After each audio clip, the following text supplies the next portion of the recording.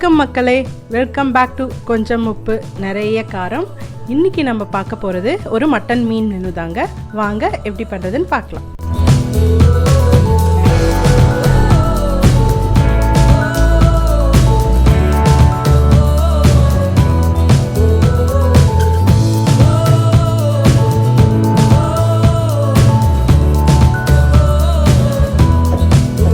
ஒரு ப்ரெஷர் பேனில் எண்ணெய் காய வச்சுருக்கேன்.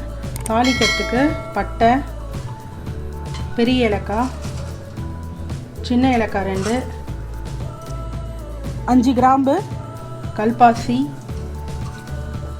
கொஞ்சோண்டு சோம்பு. மசாலா பொரியட்டும். நம்ம போட்ட ஹோல் ஸ்பைசஸ்லாம் நல்லா பொரியட்டும். இப்போது பெரிய ஆனியன் 2 நறுக்கி வச்சுருக்கேன், அதை போட்டு நம்ம ஃப்ரை பண்ணிக்கலாம்.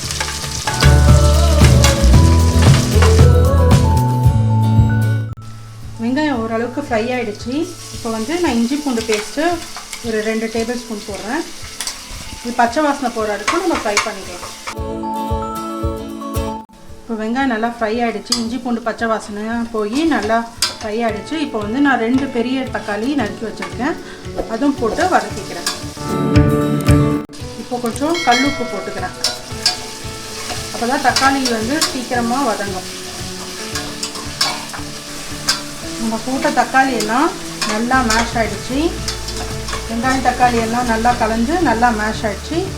இப்போ 1/2 கிலோ மட்டன் எடுத்து வச்சுருக்கேன், அதை நான் போட்டுடுறேன்.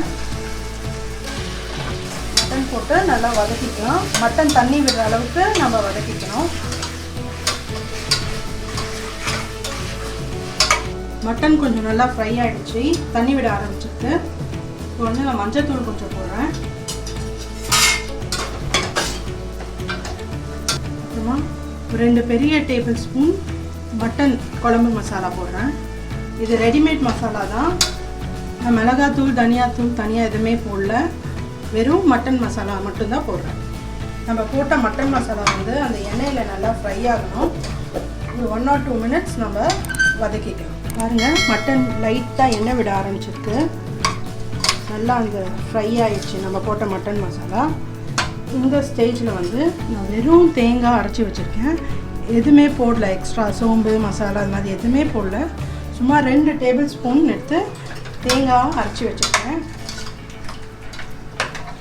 நம்ம நல்லா மிக்ஸ் பண்ணி விட்டுட்டு கொஞ்சோண்டு ஹாட் வாட்டர் போட்டு நம்ம மட்டனை ப்ரெஷர் குக் பண்ணி எடுத்துக்கலாம்.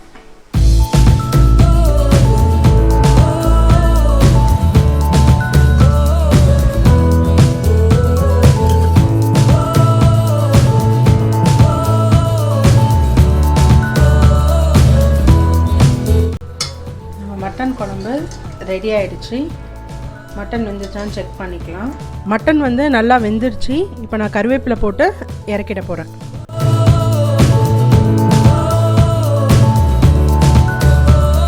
இப்போ இந்த குழம்புல நான் கொஞ்சோண்டு மட்டன் பீஸ் தனியாக எடுத்து வச்சு ஃப்ரை பண்ண போகிறேன்.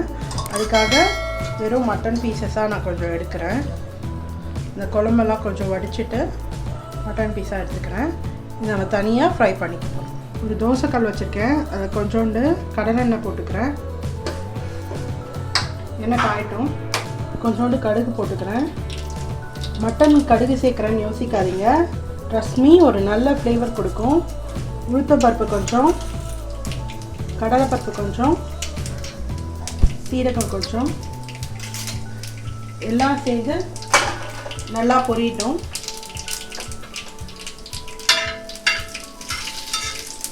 2 க்ரீன் சில்லிஸ் பொடி பொடியாக நறுக்கி வச்சு போடுறேன். அப்புறமா கருவேப்பிலை கொஞ்சம் ஃப்ரை ஆகட்டும்.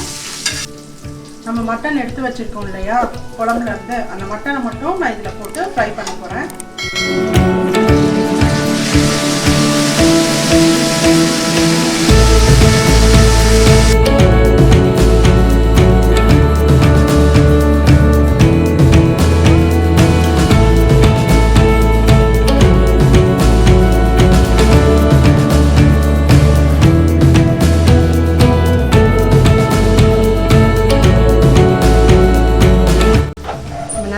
பண்ணிக்கலாம். இது வந்து நம்ம நல்லா ரோஸ்ட் பண்ணி எடுக்கணும். நம்ம போட்ட பச்சை மிளகா டேஸ்ட்டோட இது வந்து ஒரு டிஃப்ரெண்ட்டான டிஷ்ஷாக இருக்கும். இது வந்து நல்லா ப்ரௌன் ஆகிற வரைக்கும் நம்ம ஒரு மீடியம் ஃப்ளேம்லேயே வைக்கணும். இரும்பு தோசைக்கல் தான் யூஸ் பண்ணியிருக்கேன். இதில் நல்லா ரோஸ்ட்டாகி வரும். இப்போ வந்து நம்ம போட்ட மட்டன்லாம் பாருங்கள் நல்லா ப்ரௌனாக ரோஸ்ட் ஆகிடுச்சு.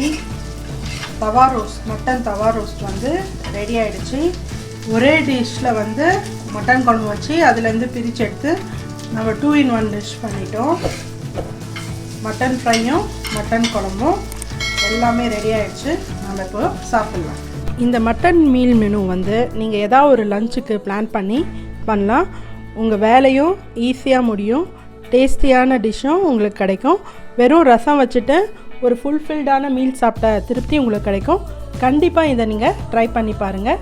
தேங்க்ஸ் ஃபார் வாட்சிங்.